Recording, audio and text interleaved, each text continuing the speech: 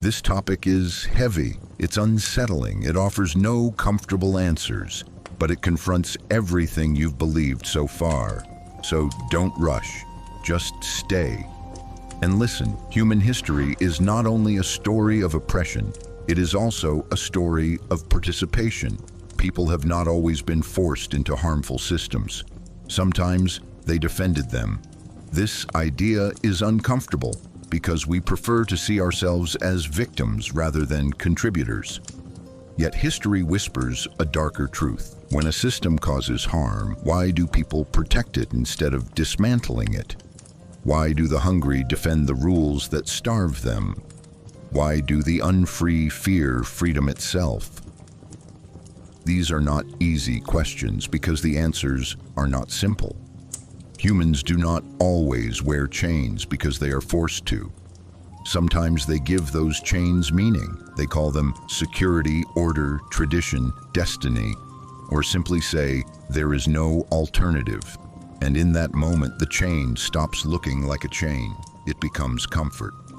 History shows that even the most brutal systems did not survive by force alone. They survived through consent. People said, yes, it is hard, but it is necessary. Yes, it is unfair, but it keeps us safe. Yes, it hurts, but it gives stability. And stability has often been more seductive than freedom, because freedom demands responsibility, choice, and doubt. Doubt creates fear. This video is not here to accuse you. It is not here to judge. This video is a mirror.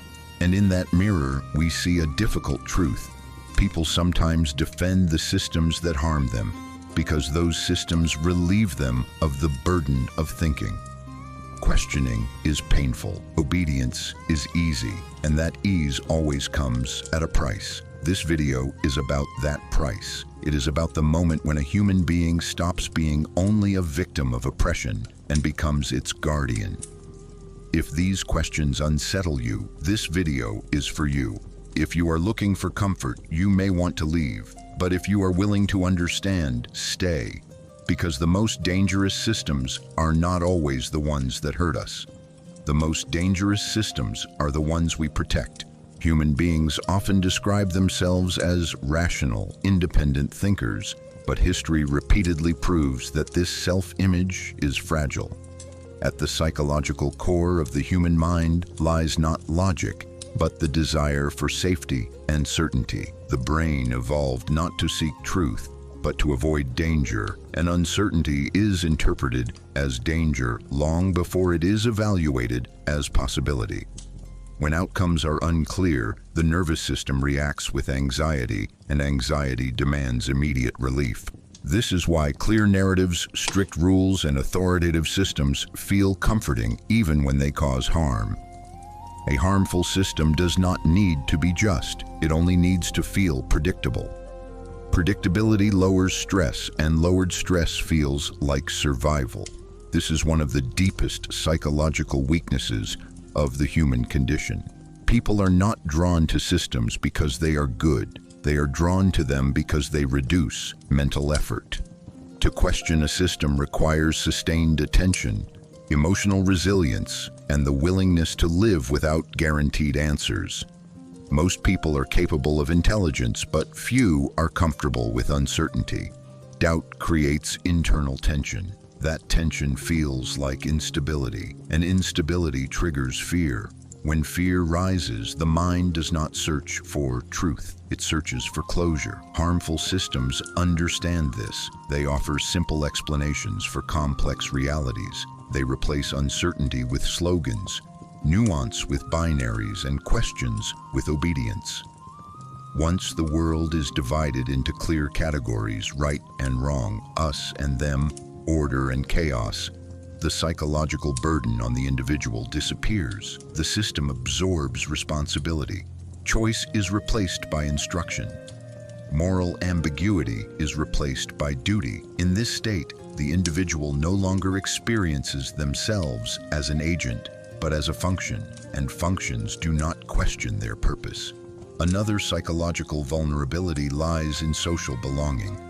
Humans are deeply social organisms. Exclusion once meant death. and the brain still carries that ancient fear. To question a dominant system risks isolation, judgment, and loss of identity. So the mind often chooses belonging over truth. Defending the system becomes a way to defend one's place within the group. Cognitive dissonance strengthens this attachment.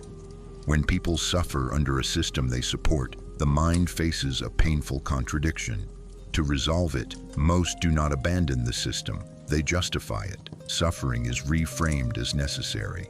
Sacrifice becomes virtue, pain becomes proof of loyalty. In this way, the system no longer appears as an external force.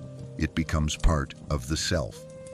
Attacking it would feel like self-destruction. This is why psychological weakness should not be confused with stupidity. It is not ignorance that binds people to harmful systems. It is fear, exhaustion, and the longing for mental rest. Obedience offers relief from decision-making. Relief feels like peace, and peace is seductive even when it is built on quiet harm. The human mind often prefers a false sense of control to the responsibility of freedom. And until this weakness is recognized, systems that exploit it will continue to thrive, not through violence alone, but through the silent cooperation of those they harm.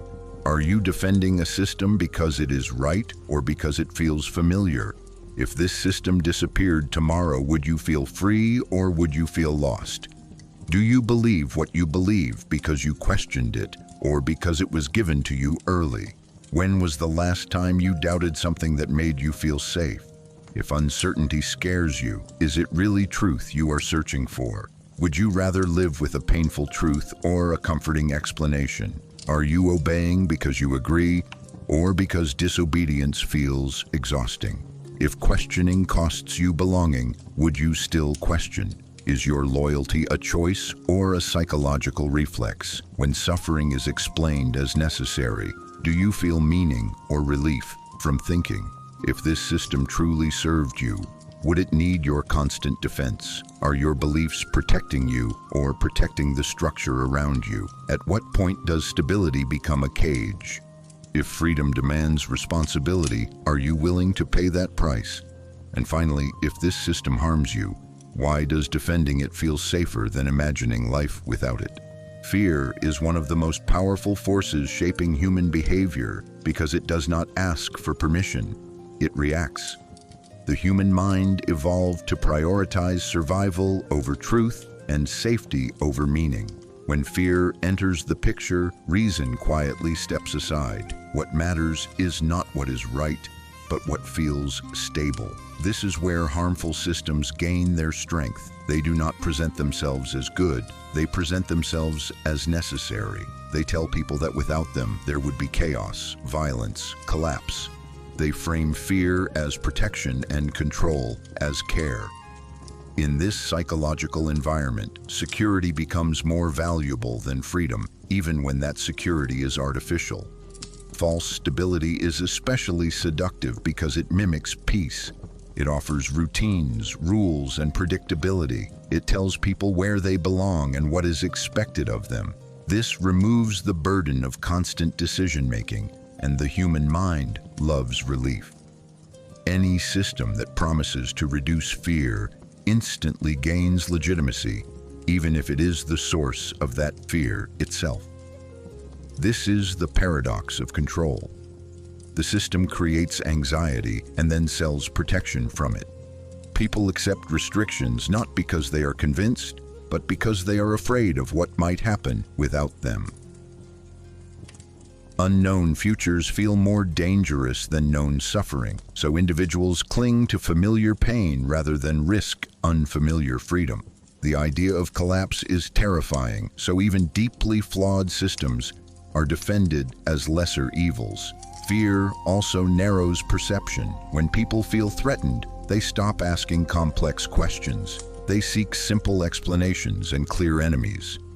This makes them vulnerable to narratives that divide the world into order and chaos, good and evil, inside and outside. Any challenge to the system is framed as a threat to safety.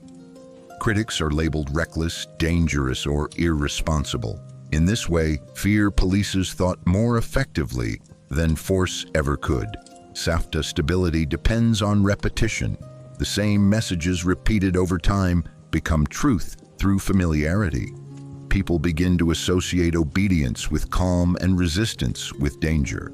Eventually, the body reacts before the mind does. The feeling of safety becomes tied to compliance. And once safety is internalized this way, breaking away feels like stepping into darkness. This is why fear-based systems rarely collapse overnight. They persist because they live inside people. They condition individuals to equate control with survival and uncertainty with death. As long as fear defines safety and safety defines morality, people will continue to protect systems that harm them. Not because they are blind, but because they are scared. And fear, when left unexamined, can make even chains feel like shelter. Throughout history, harmful systems rarely survived by force alone. They endured because people remained loyal to them, even when those systems caused suffering. This loyalty did not come from ignorance, but from psychological, emotional, and social pressures that shaped human behavior across centuries. Enslaved populations defended empires that exploited them. Soldiers died for rulers who saw them as expendable.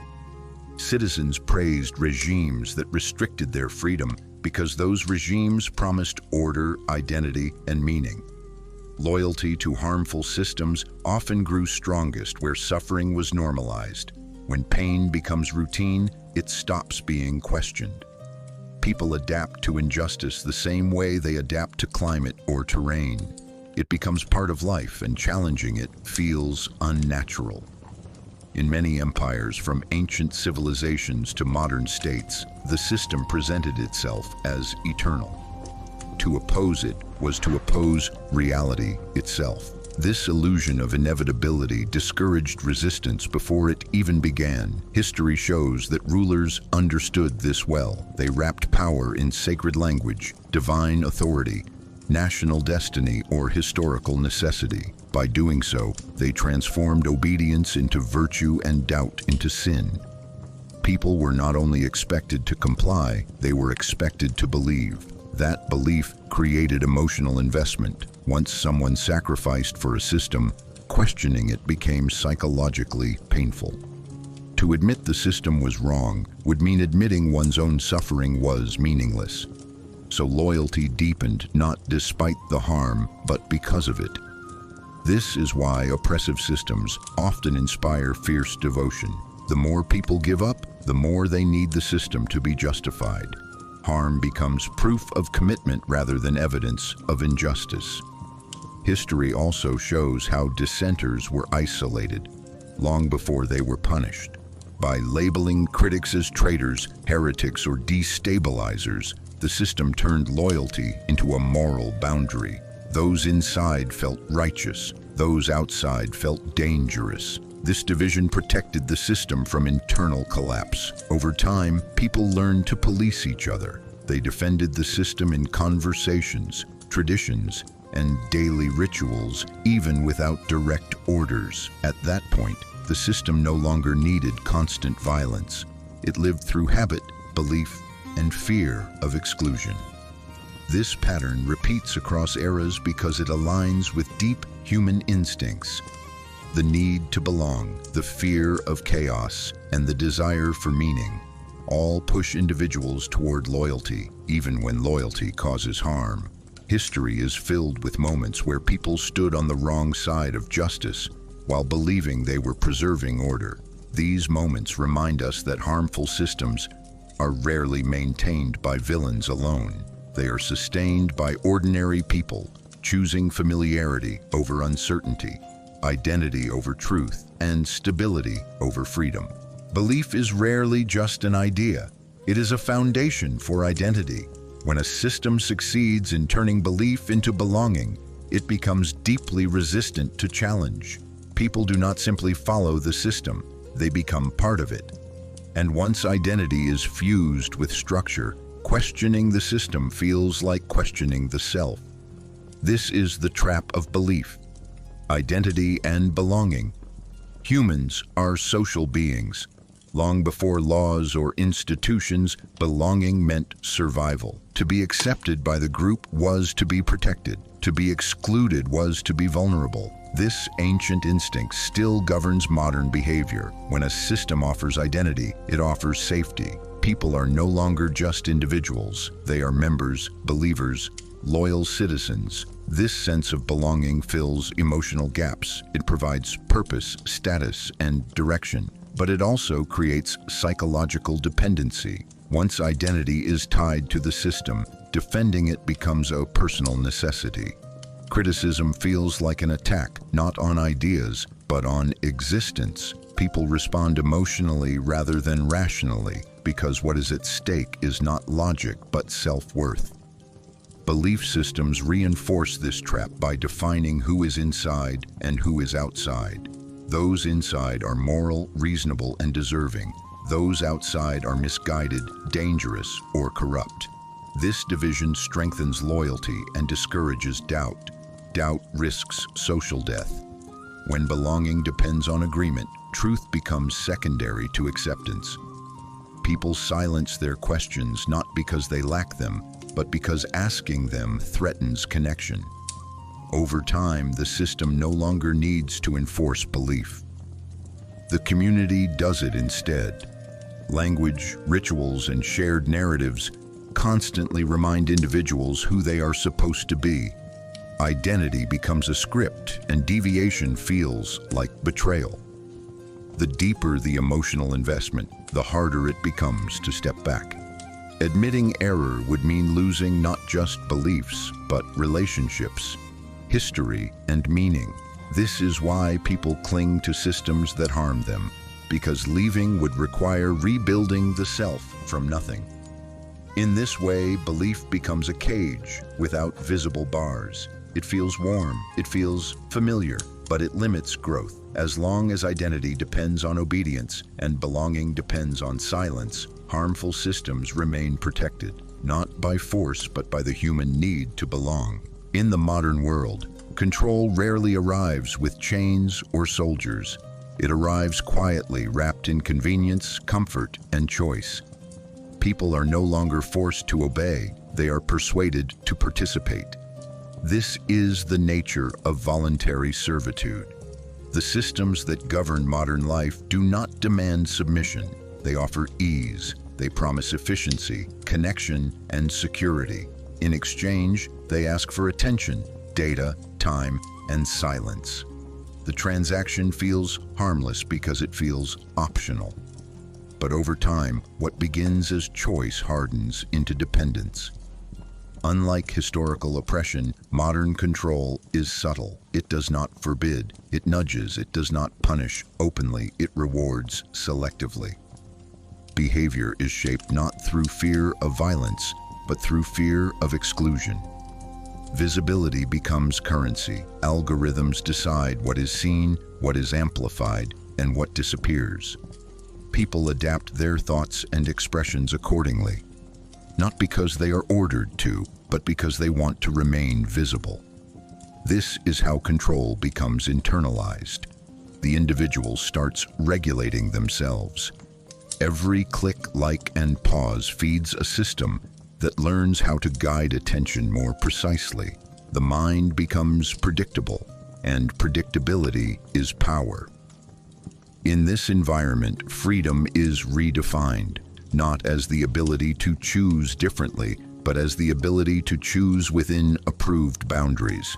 People feel free because they are constantly choosing, yet rarely questioning the framework of those choices. The illusion of autonomy is maintained through personalization. Everything feels tailored, yet everyone is guided in similar directions. This creates the paradox of modern servitude. People participate willingly in systems that exhaust them, shape their desires, and narrow their thinking. Work becomes identity, busy becomes virtue. Constant stimulation replaces reflection. Silence feels uncomfortable because silence breaks the spell. Voluntary servitude thrives because it does not feel like oppression. It feels like normal life. To resist it requires awareness, restraint, and the courage to step away.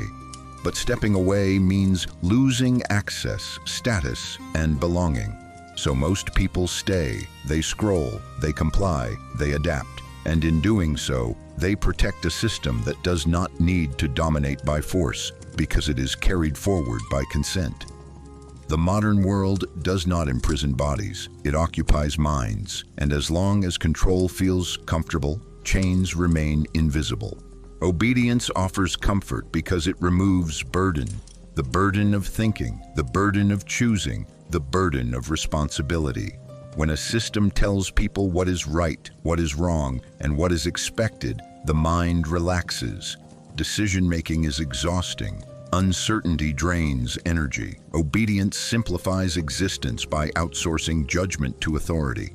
In this way, submission is not always experienced as loss, it is experienced as relief. The individual no longer has to wrestle with moral ambiguity or personal doubt. They follow, they comply, and compliance brings psychological rest. This comfort is especially powerful in times of fear or instability. When the world feels unpredictable, obedience promises structure. Rules feel like shelter. Hierarchy feels like order. Even when the rules are harmful, they provide predictability, and predictability calms the nervous system. People begin to associate obedience with safety and disobedience with danger. Not necessarily physical danger, but social and psychological risk. To disobey is to stand alone. To obey is to belong. This association trains the mind to seek comfort over truth. Obedience also protects the ego. When outcomes are bad, the obedient individual can say they were only following instructions. Responsibility dissolves into procedure. Guilt is softened by duty. This is why harmful actions are often carried out by ordinary people who do not see themselves as cruel. They are not acting out of malice, but out of submission. Obedience creates distance between action and conscience. The system becomes the moral actor. The individual becomes a tool, and tools do not feel shame for how they are used. Over time, this dynamic reshapes identity. People begin to define themselves by their role rather than their values. They are good workers, good citizens, good believers, because goodness is measured by compliance. Once obedience is rewarded with approval, status, or security, it becomes self-reinforcing. Resistance, by contrast, feels uncomfortable. It brings anxiety, conflict, and isolation. So even when people sense that something is wrong, they suppress that feeling for the sake of inner peace. This is the quiet power of obedience. It does not need to threaten. It seduces. It promises calm in exchange for silence. And silence feels easier than confrontation. The comfort of obedience is dangerous because it feels harmless. It feels like rest. But beneath that rest is surrender, not just of action, but of awareness. When obedience becomes a habit, freedom begins to feel burdensome. Choice feels heavy. Independent thought feels risky. In this state, people do not need to be controlled. They control themselves. They adjust their behavior to fit expectations. They avoid questions that disturb their sense of calm, and they defend the system not because they believe in it deeply, but because obedience has become the source of their psychological comfort. This is how systems endure, not through constant force, but through the human desire to feel safe, to feel accepted, and to feel relieved from the weight of thinking for oneself. Awareness is not a gift without consequences. It comes with a cost that many people are unwilling to pay. To become aware is to lose innocence, comfort, and simplicity. Once you begin to see how systems operate, you can no longer unsee them. The world stops feeling neutral. Every rule, every norm, every expectation begins to carry weight. This constant perception is exhausting because awareness demands engagement. It demands that you notice contradictions, question assumptions, and live with unresolved tension. Unaware people rest more easily. They accept explanations without friction. They sleep inside narratives that protect them from discomfort. The aware mind does not rest so easily. It carries questions into silence. It feels the strain of seeing what others ignore. This creates isolation. When you see beyond a system, you often find yourself alone among those who still believe. Awareness separates. It marks you as different, critical, or dangerous. Not because you are aggressive, but because you disrupt shared illusions. Shared illusions are social glue, and those who threaten them risk exclusion. This is one of the heaviest costs of awareness. Loss of belonging. Furthermore, awareness removes the comfort of moral outsourcing. You can no longer say you did not know. You can no longer hide behind procedure or tradition. Responsibility becomes personal. Every choice feels heavier because it is fully owned. This weight leads many people to retreat back into ignorance, not because they are incapable of understanding, but because they are tired. Awareness also brings grief. You begin to mourn what you once believed.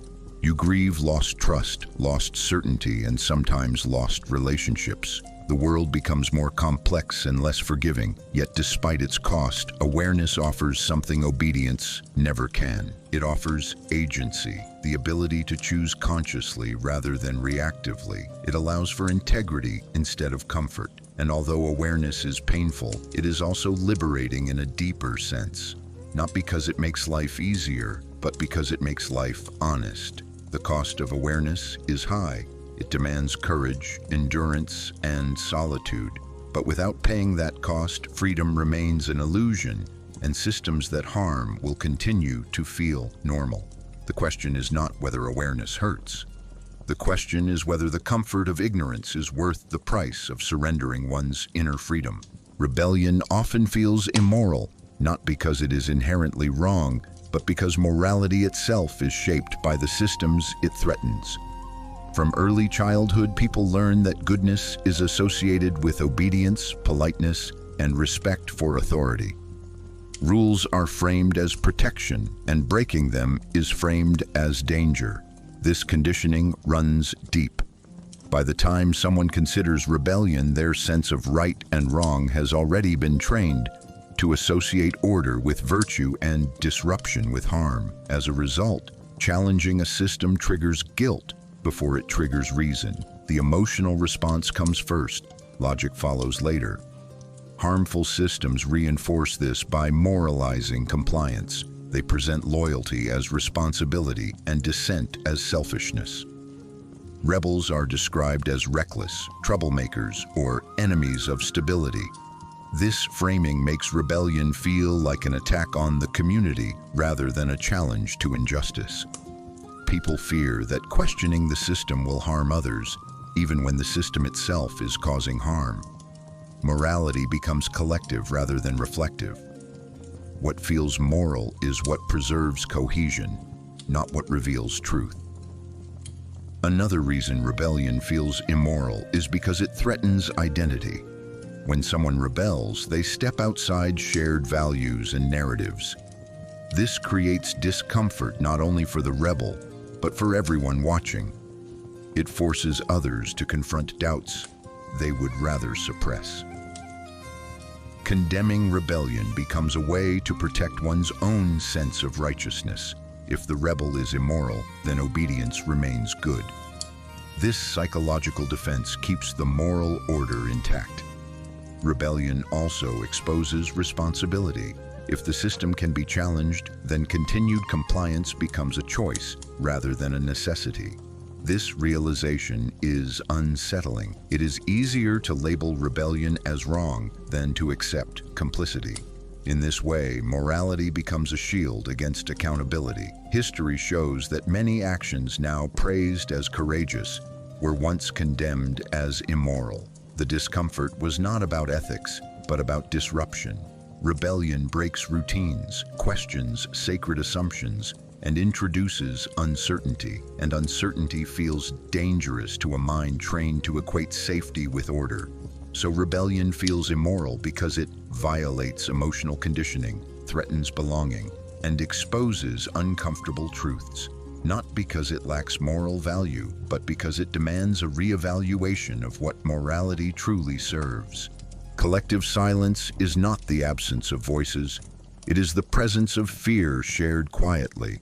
When many people see the same injustice but choose not to speak, the silence itself becomes a system. No one orders it, no one enforces it openly, yet it holds with remarkable strength. Each individual waits for someone else to speak first, and as everyone waits, the silence deepens. This is how harm becomes normalized, not through agreement but through hesitation. People convince themselves that if something were truly wrong, someone would say something. The absence of protest is mistaken for consent, and the system benefits from this illusion. Collective silence protects power by dissolving responsibility. When no single person feels accountable, everyone feels innocent. Each individual tells themselves their voice would not matter, that speaking would change nothing, that it is safer to stay quiet. This logic feels rational, but multiplied across a population, it becomes devastating. Silence spreads socially. It is learned by observation. When people see others remain quiet, they interpret it as wisdom, prudence, or acceptance. Speaking out begins to feel inappropriate, dramatic, or disruptive. The one who breaks the silence risks standing alone, and loneliness is a powerful deterrent, so silence becomes cooperation without intention. Harm continues not because people support it, but because they do not interrupt it. Over time, collective silence reshapes perception. What was once shocking becomes ordinary. What was once unacceptable becomes routine. Language adapts. Euphemisms replace truths. Suffering is softened by abstraction. The emotional impact fades, and once emotion fades, action rarely follows. This is why collective silence is more effective than censorship. Censorship fights resistance. Silence prevents it from forming at all. It trains people to internalize limits, to censor themselves before speaking, and eventually, people stop noticing the injustice altogether. Not because it disappeared, but because attention moved away. Collective silence is comfortable. It avoids conflict. It preserves social harmony on the surface. But beneath that calm lies complicity. History remembers moments when silence was louder than violence because it allowed violence to persist unnoticed. The danger of collective silence is not that people do not care. The danger is that caring becomes private while harm remains public. And as long as silence feels safer than speech, systems that harm will continue to operate undisturbed, carried forward by the quiet agreement of those who choose not to speak. The illusion of choice is one of the most effective tools of modern control. When people believe they are choosing freely, they rarely question the structure that limits those choices. Instead of being forced down a single path, individuals are offered multiple options that all lead in similar directions. This creates the feeling of autonomy without granting real power. The mind focuses on selecting between options, rather than asking who designed them and why. Choice becomes a distraction from agency. In many systems, freedom is defined as the ability to choose within predefined boundaries. People can choose what to consume, what to say, what to support, but only from what is made available. Options that challenge the foundation of the system are excluded long before a choice is presented. This makes control invisible because it operates before awareness. The person feels responsible for the outcome because they chose it, yet the framework itself remains untouched. This illusion is reinforced through personalization. Choices appear tailored to individual preferences, creating the sense that the system understands and serves the user. In reality, personalization narrows exposure. It filters information, reinforces existing beliefs, and reduces encounters with alternatives. The more personalized the experience, the more predictable behavior becomes, and predictability allows for subtle guidance. When choices feel familiar and comfortable, they are rarely questioned. Another layer of this illusion lies in consequence.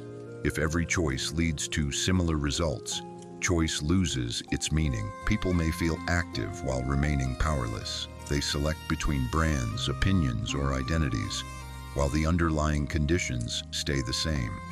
This creates a cycle of engagement without change. Action replaces reflection. Participation replaces resistance. The illusion of choice also protects systems from blame. When outcomes are harmful, individuals are told they chose poorly.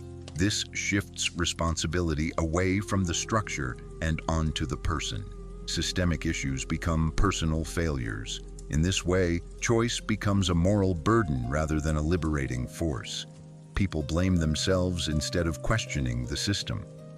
The illusion of choice persists because it feels empowering. It satisfies the human need for control without requiring confrontation. But true freedom is not about choosing between given options. It is about the ability to question why those options exist at all. Until that question is asked, choice remains a performance, and control remains intact, hidden behind the comforting belief that we are free because we can choose.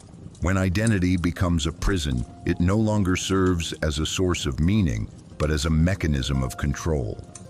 Identity is meant to help individuals understand who they are, but when it hardens, it begins to dictate who they are allowed to be. At that point, identity stops evolving and starts enforcing boundaries. People cling to labels, roles, and group definitions because they offer certainty. In a complex world, identity simplifies existence. It tells people where they belong, what they should believe, and how they should behave. But this simplicity comes at a cost. Once a person defines themselves primarily through a fixed identity, change feels like betrayal. Questioning beliefs feels like self-erasure. Growth feels dangerous because it threatens coherence. The system benefits from this rigidity. When identity aligns with ideology, profession, nation, or belief system, loyalty becomes automatic. Defending the system feels like defending the self. Criticism is no longer evaluated intellectually. It is experienced emotionally as an attack on dignity and worth.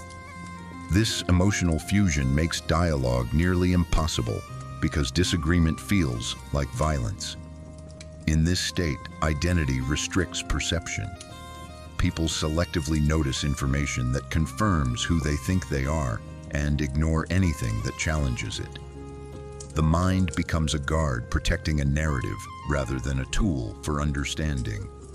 Reinforcement comes from the group.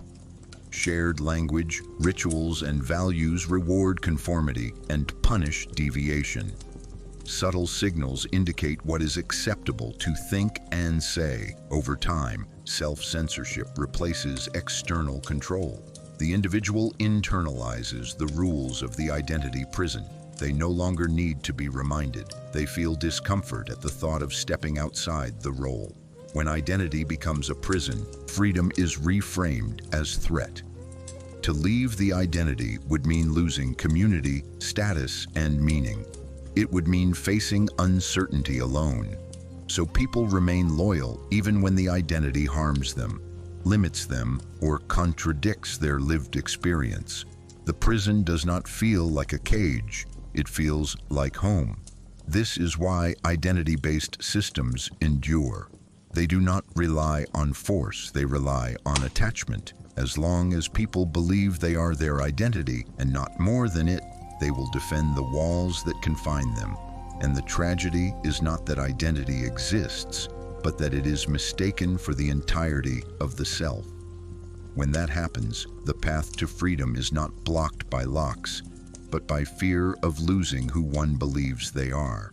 Shame is one of the most effective instruments of social control because it works from the inside. Unlike fear, which threatens from the outside, shame reshapes how individuals see themselves. When shame is activated, people do not feel that they have done something wrong. They feel that they are something wrong. This distinction is crucial. Behavior can be changed through rules, but identity can be shaped through shame. Social systems understand this deeply. They embed expectations into norms, and when those norms are violated, shame enforces compliance without the need for punishment. People internalize the gaze of others. They imagine judgment even in silence. This imagined judgment becomes a constant regulator of behavior. Shame thrives in visibility. When societies establish standards of normality, success, morality, or loyalty, any deviation becomes a risk to social standing. People learn quickly which thoughts, questions, or behaviors lead to ridicule or exclusion. As a result, they begin to censor themselves. The most powerful aspect of shame is that it recruits the individual into their own surveillance. No authority needs to intervene. The person corrects themselves before conflict arises. This self-policing creates obedience that feels voluntary because it is experienced as personal responsibility rather than external pressure. Shame also binds groups together by creating insiders and outsiders. Those who conform feel morally superior. Those who do not are labeled irresponsible, immature, or dangerous. This moral framing disguises control as ethics. People believe they are enforcing values when in reality they are enforcing boundaries. Shame makes resistance psychologically costly. To challenge the system is not just to risk punishment, but to risk humiliation. The fear of being seen as foolish, ungrateful, or immoral silences dissent more effectively than threats ever could. Over time, shame reshapes identity. People align themselves with approved narratives to avoid inner discomfort. They adopt language, opinions, and attitudes, not because they are convinced, but because deviation feels unbearable. This is how shame stabilizes harmful systems. It turns social pressure into self-discipline. And because shame feels personal, its political function often goes unnoticed. As long as individuals blame themselves for not fitting in, rather than questioning the norms themselves, systems remain protected. Shame does not need force. It needs agreement, and once shame is internalized, control becomes invisible, operating quietly through the desire to be accepted and the fear of being cast out. Education is often presented as a path to knowledge, freedom, and critical thinking, but in many systems it functions primarily as conditioning rather than enlightenment. From an early age, education teaches not only what to think, but how to think, and more importantly, when not to question. Children learn schedules, authority, assessment, and obedience long before they learn understanding. Success is measured through compliance with predefined standards, not through depth of insight or originality of thought. This trains the mind to associate correctness with approval and curiosity with risk. Questions that fit the framework are rewarded. Questions that challenge it are discouraged, ignored, or subtly punished. Over time, this shapes behavior. The goal shifts from learning to performing well within the system. Education becomes a rehearsal for participation in larger structures, workplaces, institutions, and social hierarchies, where conformity is often valued over reflection. Conditioning works best when it feels neutral. Students are told they are being prepared for the real world, but the world they are prepared for is rarely questioned. The assumptions embedded in curricula, what matters, what is normal, what is possible, are absorbed unconsciously. This creates limits on imagination before awareness even develops. People graduate knowing how to follow procedures, meet expectations, and avoid mistakes, but often lacking the confidence to challenge foundational ideas. Another layer of conditioning lies in competition. Grades, rankings, and comparisons teach individuals to measure their worth externally. Learning becomes transactional. Knowledge is pursued for reward, not understanding. This reinforces obedience because authority controls evaluation. When approval determines opportunity, questioning becomes a liability. Education also conditions time and attention. The rhythm of bells, deadlines, and standardized pacing trains individuals to accept externally imposed structures as natural. This normalization of control carries into adulthood, making rigid systems feel familiar rather than restrictive. By the time people encounter harmful systems later in life, they have already internalized the habits required to function within them silently.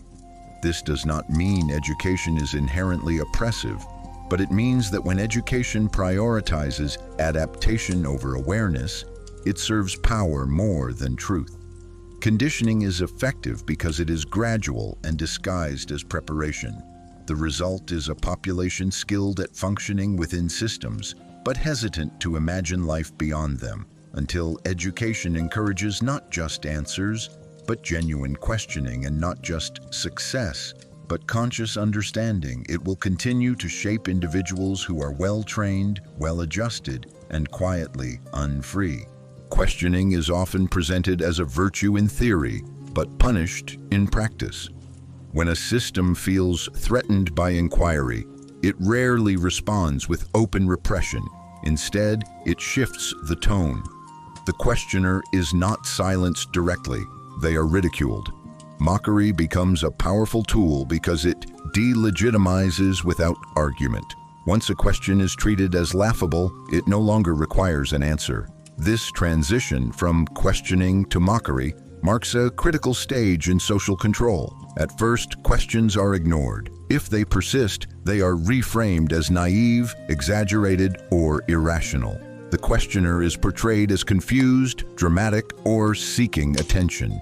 This framing shifts focus away from the content of the question and onto the character of the person asking it. Social groups quickly absorb this signal.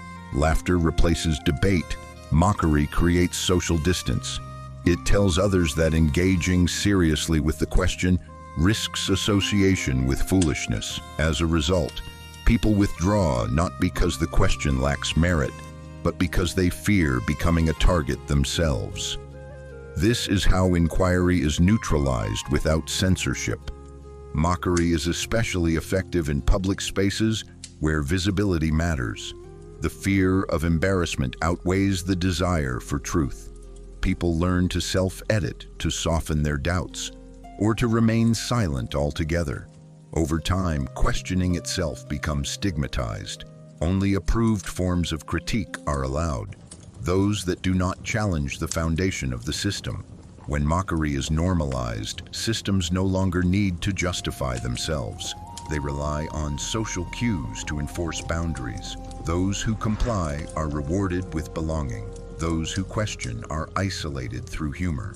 This process reshapes culture. Curiosity gives way to conformity, and seriousness is replaced by surface-level discourse. The system remains unexamined, not because it is strong, but because questioning it has been made socially uncomfortable. In this environment, the most effective form of control is not fear of punishment, but fear of ridicule.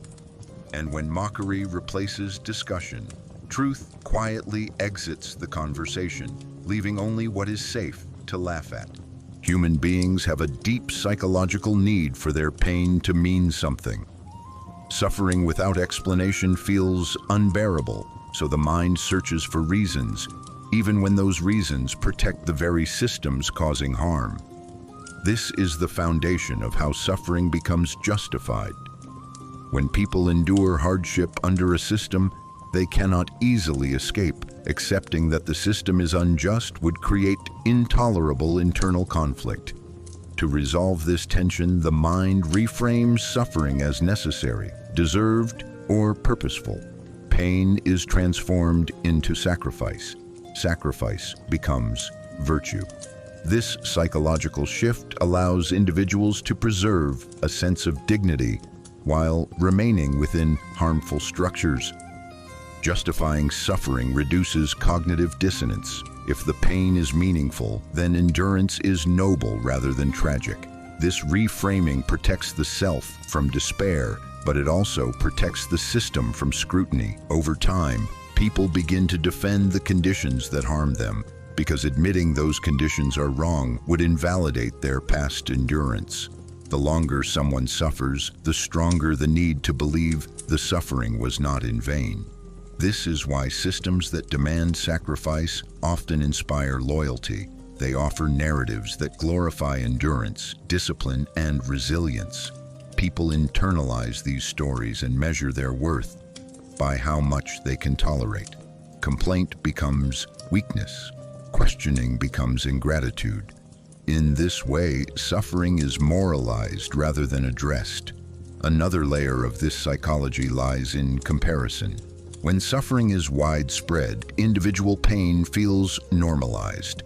People tell themselves others have it worse. This minimizes urgency and reinforces acceptance. The system benefits from this competition of pain because it fragments solidarity.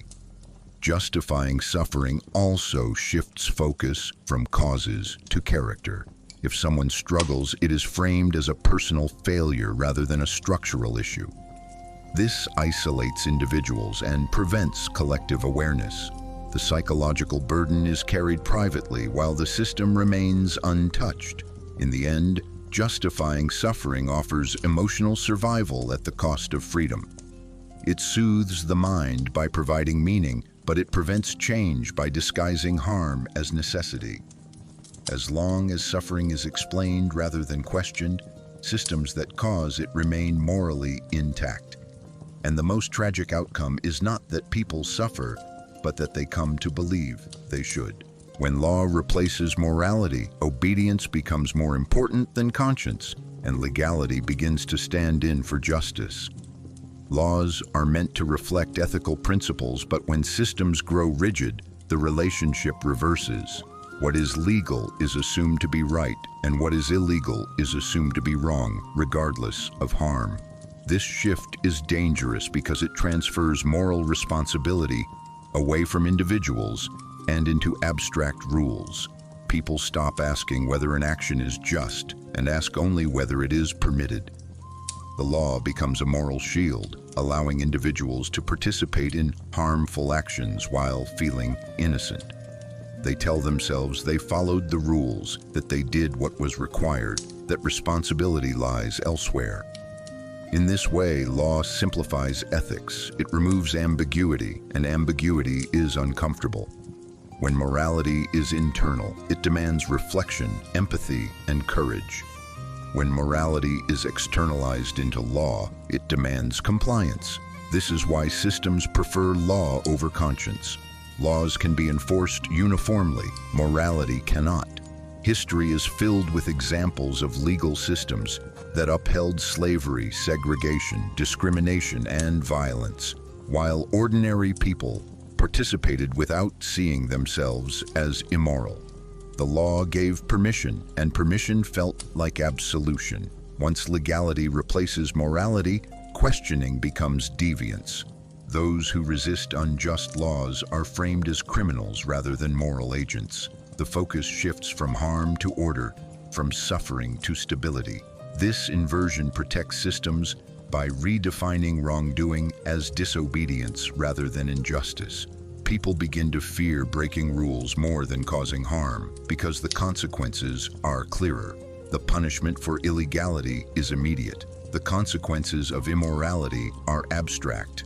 When law becomes the primary moral reference point, ethical reasoning atrophies. People lose the habit of asking whether something should be done. They ask only whether it can be done. This creates societies that function efficiently while causing quiet damage, where cruelty can be organized, bureaucratized, and justified through procedure.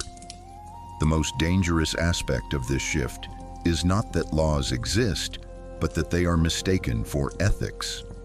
When morality is reduced to compliance, systems gain immense power because they no longer need to convince, they only need to legislate. And as long as people equate legality with goodness, harm can persist indefinitely, hidden behind the comforting certainty of rules. What is unacceptable rarely becomes normal overnight. It enters slowly through repetition, justification, and gradual adjustment. At first, it shocks, then it unsettles, and eventually it blends into the background of everyday life. This is how harmful systems survive. They do not demand acceptance all at once. They introduce small compromises, minor exceptions, temporary measures. Each step feels tolerable in isolation, but together they redraw the boundaries of what is considered normal. People adapt faster than they realize. The human mind is remarkably flexible when it comes to survival. Once something becomes routine, it stops triggering emotional alarm. What once felt wrong begins to feel inevitable. Language plays a crucial role in this process. Unacceptable actions are renamed. They are softened through euphemisms and technical terms. Harm becomes policy. Control becomes security. Exclusion becomes regulation. By changing the words, the emotional weight is reduced.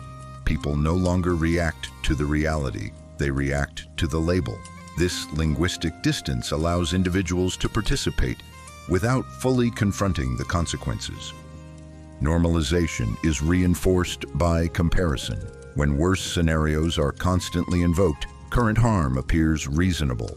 People are told it could be worse, that this is the lesser evil, that sacrifices are necessary. This framing shifts attention away from what should be questioned and toward what should be endured. As long as something is not the worst imaginable, it becomes acceptable enough. Social reinforcement completes the process. When others accept the unacceptable, it feels safer to follow than to resist. Deviation stands out more than conformity, so people adjust their moral compass to align with the group. What is normalized is no longer debated, it is assumed, and once assumption replaces reflection, change becomes difficult. The most dangerous aspect of normalization is that it numbs moral sensitivity. People stop noticing gradual erosion. They wake up one day inside a reality they would have rejected if it had arrived suddenly. Harm persists not because people agree with it, but because they have learned to live around it. Normalizing the unacceptable is not an act of cruelty. It is an act of adaptation, and adaptation, when left unexamined, can turn almost anything into normal life. As long as harm arrives quietly and consistently, it can become invisible, and invisible harm is the easiest to protect. The myth of "there is no alternative" is one of the most powerful narratives used to protect harmful systems. It does not argue that the system is good, it argues that it is inevitable.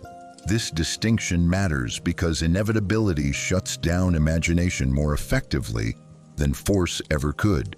When people are told there is no alternative, they stop evaluating, they stop comparing, they stop dreaming. The system no longer has to justify itself. It only has to present itself as reality. This myth works by framing the present arrangement as natural, unchangeable, or the final stage of progress. Any suggestion of a different way is dismissed as naive, utopian, or dangerous. The past is rewritten to show that every attempt at change failed. The future is painted as chaos if the system is questioned. In this way, possibility itself becomes threatening. When no alternative is imaginable, obedience feels rational. Resistance feels irresponsible. People are not convinced, they are cornered. The myth also shifts responsibility. If there is no alternative, then suffering is unfortunate but unavoidable. Pain becomes a fact of life rather than a consequence of choices. This removes moral urgency and replaces it with resignation. People learn to adapt instead of challenge. They invest energy in coping strategies rather than transformation. The system benefits from this exhaustion because tired minds rarely rebel. Another layer of this myth is comparison. Alternatives are not examined honestly, they are caricatured. Extremes are presented as the only other options. This false binary traps thought between acceptance and fear. By narrowing the field of imagination, the system controls not only action, but thought itself. Over time, the myth becomes internalized. People repeat it even when no authority demands it. They police each other's hopes. They mock those who imagine change. They call realism what is often just learned helplessness. This is how the myth sustains itself. It does not need enforcement. It lives in language, habits, and expectations. The danger of "there is no alternative" is not that it is persuasive, but that it feels obvious.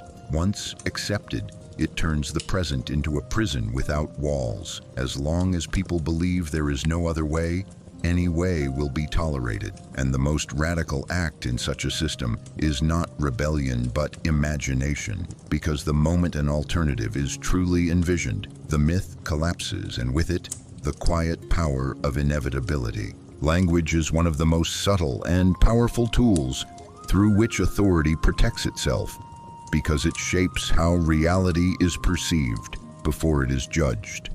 Power rarely relies on silence alone. It relies on controlled meaning. By defining words, framing events, and limiting acceptable expressions, systems influence what people notice, what they ignore, and how they feel about both. When language is managed, power no longer needs to argue. It only needs to name. Through language, harm is softened. Actions that would provoke outrage are rebranded with neutral or technical terms. Violence becomes enforcement. Exploitation becomes efficiency. Surveillance becomes safety. By stripping emotional weight from words, language creates distance between action and consequence. People react less because the language feels clean, official, and impersonal. This abstraction allows individuals to participate in harmful processes without fully confronting their impact. Language also protects power by narrowing thought. The words available to describe an experience shape how that experience is understood. If there is no widely accepted language for injustice, people struggle to articulate it. Discomfort remains vague. Unease feels personal rather than systemic. Without language to name a problem, resistance remains fragmented.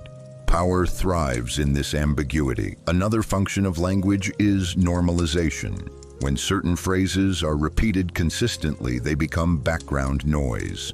The mind stops questioning them.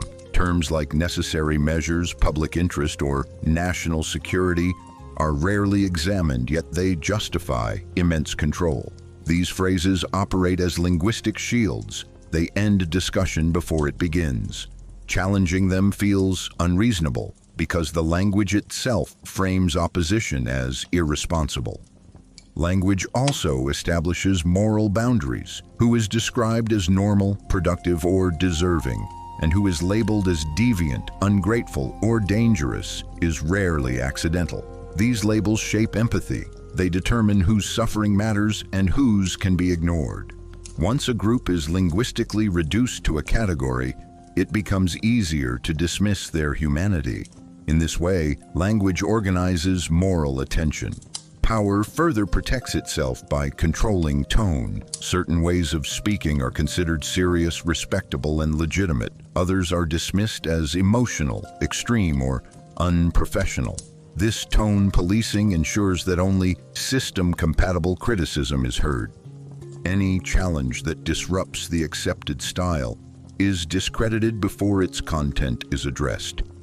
Over time, people internalize these linguistic limits. They adjust how they speak, what they say, and what they leave unsaid.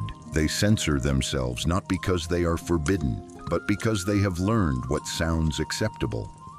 This is how language becomes invisible control. It does not force silence. It teaches restraint. As long as power controls the words used to describe reality, it controls reality's meaning. And when meaning is controlled, obedience follows quietly, disguised as understanding. When survival becomes ideology, existence is reduced to endurance rather than meaning. What begins as a natural instinct to stay alive is transformed into a moral framework that justifies almost anything. Once survival is elevated above all other values, questions of justice, freedom, and dignity are pushed aside. People are told that as long as they are surviving, the system must be working. This logic is powerful because it appeals to fear. Survival feels urgent, it feels unquestionable. But when survival becomes the highest good, it becomes a tool of control.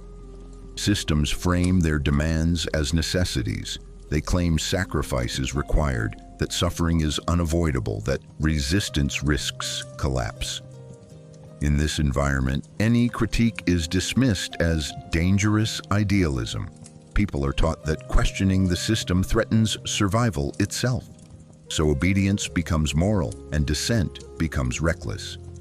Survival ideology narrows imagination. It reduces human potential to basic continuation rather than fulfillment. People stop asking how they want to live and focus only on how to endure. The future shrinks into short-term stability. Long-term harm is tolerated because immediate survival dominates concern. This creates populations willing to accept exploitation, inequality, and control. As long as life continues in some form, the system benefits because it never has to promise flourishing, only persistence. When survival becomes ideology, responsibility shifts away from those in power. If people are alive, the system is declared successful. Any suffering is reframed as the price of existence rather than the result of choices.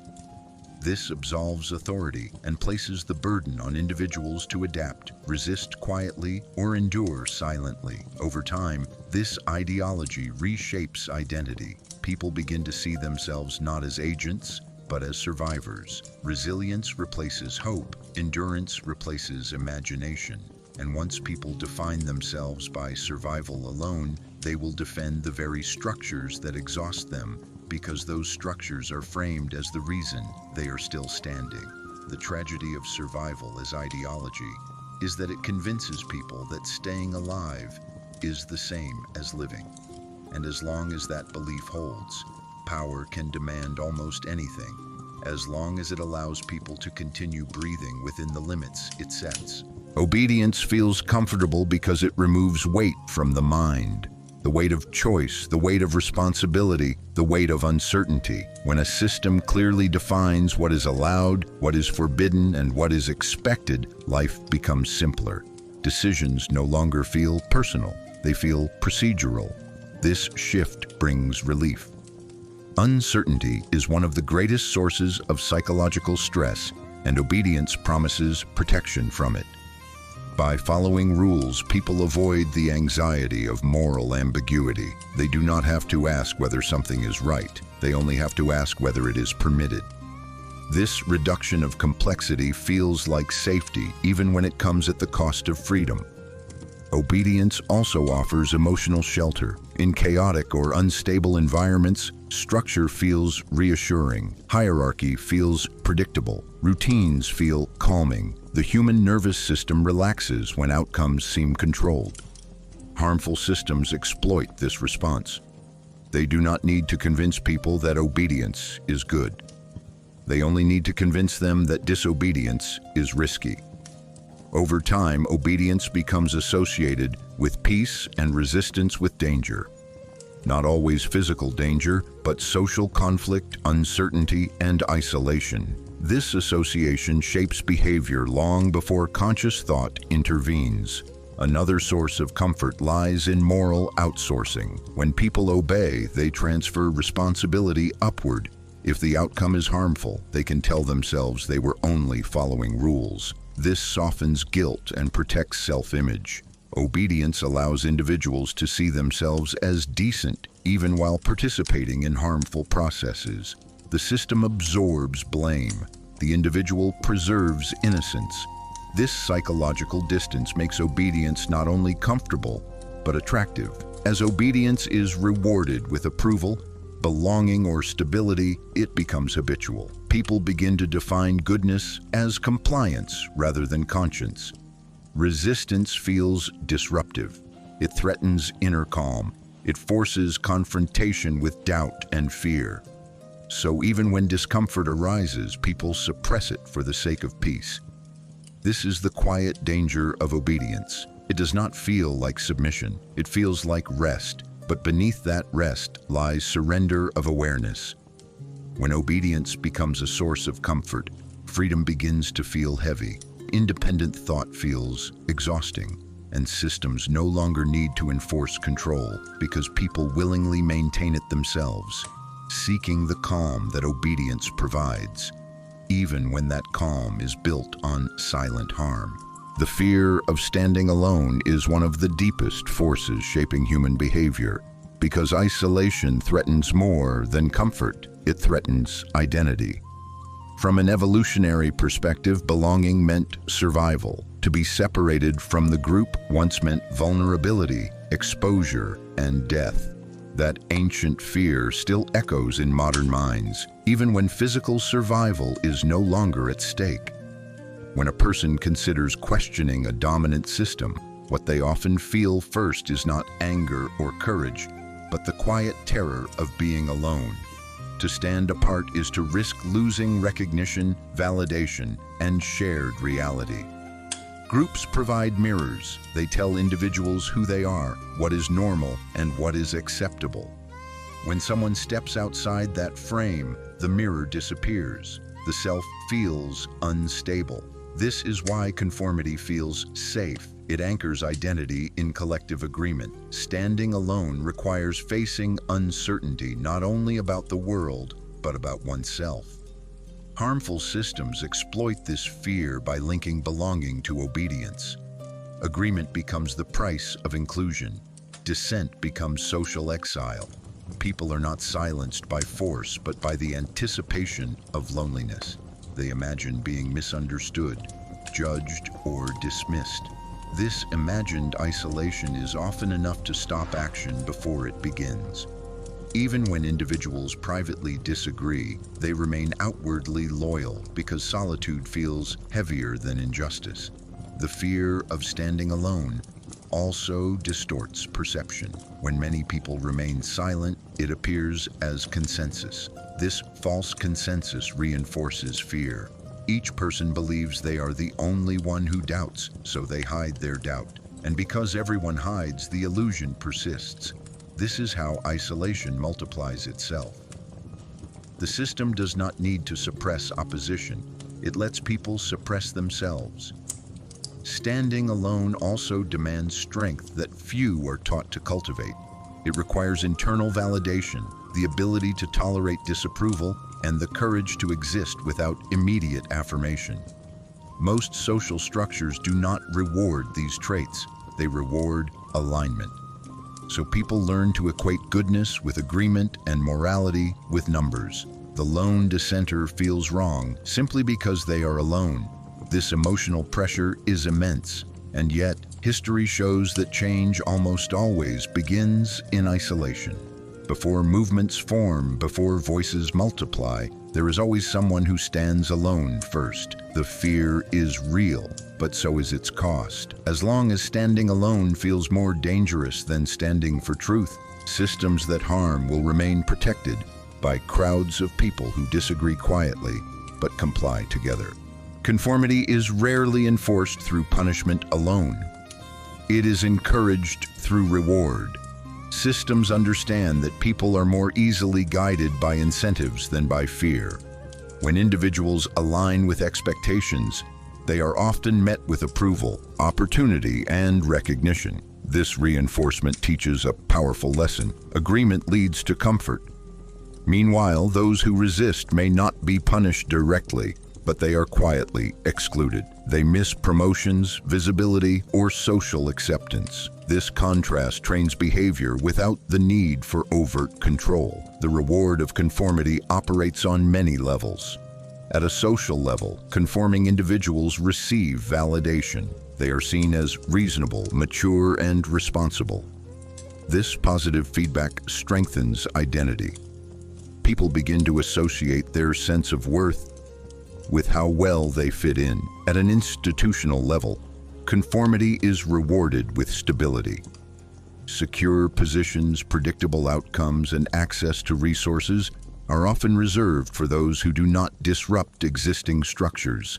This creates a silent hierarchy where compliance equals success. Over time, conformity becomes aspirational. People do not merely obey, they want to belong to the group that benefits. The system does not have to demand loyalty, it becomes desirable. Conformity also reduces friction. Life feels smoother when one moves with the current rather than against it. This ease is seductive. People convince themselves that alignment is not a compromise, but a rational choice. The rewards feel earned, not conditional. This perception masks the trade-off being made. While conforming brings short-term comfort, it narrows long-term possibility.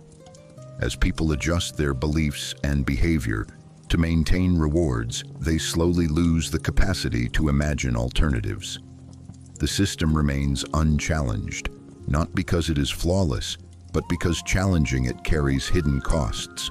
When conformity is consistently rewarded and questioning is quietly penalized, people learn what is valued without being told. The most effective control is not coercion, but attraction. By making compliance profitable, power ensures its own stability, carried forward by those who believe they are simply succeeding on their own terms. When people cannot escape a system, defending it often becomes a psychological necessity rather than a conscious choice. Being trapped creates an unbearable tension. If a system is harmful and there is no clear way out, acknowledging that harm fully would mean living in constant despair. To survive emotionally, the mind adapts, begins to reinterpret the system in less threatening terms. What cannot be changed is reframed as acceptable. What cannot be escaped is reframed as necessary. This is not loyalty, it is self-protection. When escape feels impossible, criticism feels dangerous. Not because it changes reality, but because it deepens suffering. By defending the system, people soften the pain of powerlessness. They convince themselves that things are not as bad as they seem, that the system has benefits, that the alternatives would be worse. This justification restores a sense of control, even if that control is only mental. Defense becomes a coping mechanism. The longer someone remains trapped, the stronger this mechanism grows. Time invested becomes emotional evidence.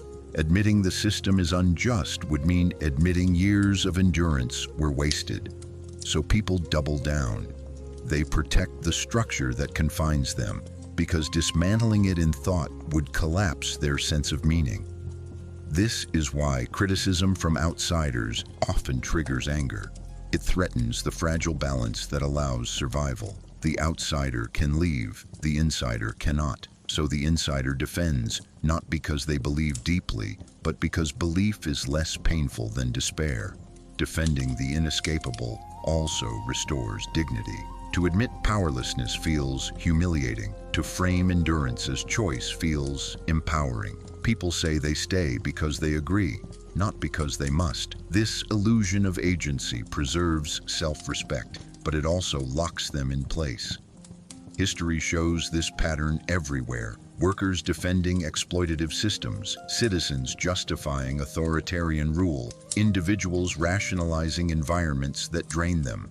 The defense is not irrational, it is human. When escape is blocked, alignment feels safer than resistance. And as long as people are forced to adapt rather than choose, systems gain their strongest shield. Not fear, but rationalization. The tragedy is that the mind's attempt to survive can end up protecting the very conditions it longs to escape. Fear rarely controls people forever on its own. It is too exhausting. To persist, it must transform into something quieter. This transformation happens when fear becomes habit. At first, behavior is shaped by anxiety. People comply because they are afraid of consequences, punishment, exclusion, instability. Each decision carries tension. Each act of obedience feels deliberate. Over time, however, the nervous system adapts. What was once frightening becomes familiar, and familiarity dulls emotional response. Actions repeated under fear gradually lose their urgency. They become routine. Once fear fades into habit, control becomes efficient. People no longer feel afraid, they feel normal. The system no longer needs to threaten because behavior continues automatically. Habits operate below conscious awareness. They bypass reflection. When obedience becomes habitual, it is no longer questioned. The individual stops remembering why they comply. They only know that this is how things are done. This is the most stable form of control because it does not rely on constant pressure. Fear trains the behavior. Habit maintains it. This shift also changes identity. What begins as survival becomes character. People start describing themselves as practical, realistic, or just doing what everyone does. They confuse adaptation with agreement. The system benefits because resistance now feels strange, even dangerous. Not because of fear, but because it breaks routine. Habit creates comfort. The body relaxes into repetition, and comfort discourages reflection. The longer a habit persists, the harder it is to imagine alternatives because imagination requires interruption. This is why oppressive systems often endure long after the original threat disappears. The fear that created obedience may fade, but the behavior remains. Habits outlive their causes. They continue silently passed down through norms, rituals, and expectations. From fear to habit is the final stage of internalized control. At this point, people are not forced, they are trained. And training is far more durable than fear because it becomes part of everyday life, carried forward without resistance, question, or awareness. Conformity is sustained less by threat than by reward. Systems quickly learn that approval, access, and recognition guide behavior more effectively than punishment. When people align with expectations, they are met with subtle benefits. Acceptance, visibility, opportunity. These rewards feel natural, even deserved, so the exchange goes unnoticed. Agreement appears to lead to progress, while deviation quietly stalls advancement. This contrast teaches behavior without explicit rules. At a social level, conformity is rewarded with belonging. People who fit the dominant narrative are seen as reasonable, stable, and mature. This validation feeds identity. Individuals begin to equate being accepted with being right. At an institutional level, conformity is rewarded with security. Predictable careers, steady income, and protected status are more accessible to those who do not challenge the structure. The system does not need to silence critics aggressively. It simply advances others instead. Over time, conformity becomes aspirational. People don't just obey, they aim to align. The rewards make compliance feel like success rather than compromise. This reframing is powerful. It masks the cost of conformity by presenting it as common sense. The ease of moving with the system feels efficient, responsible, and practical. Resistance, by contrast, appears risky and unnecessary. When rewards accumulate, they also create dependence. People invest their identity in what the system gives them. To question the system would threaten not only comfort, but status and self-worth. So they defend it, not out of belief, but out of self-preservation. The most effective reward of conformity is psychological. The relief of not standing out, not struggling alone, not risking loss. By making alignment profitable, power secures loyalty without coercion. In such an environment, control feels voluntary because people believe they are simply choosing what works best for them, while the system quietly ensures that only one choice truly pays. Fear often survives by disguising itself as common sense. When anxiety is repeated long enough, it stops feeling emotional and starts feeling rational. People no longer say they are afraid. They say they are being realistic. This shift is crucial because fear presented as reason is rarely questioned. Harmful systems rely on this transformation. They frame caution as wisdom, hesitation as maturity, and obedience as practicality. What begins as fear of loss, conflict, or instability is gradually reframed as logical restraint. Statements like, "That's just how the world works," or "You have to be realistic," sound neutral, but often carry unexamined anxiety beneath them. When fear wears the language of common sense, it becomes socially acceptable.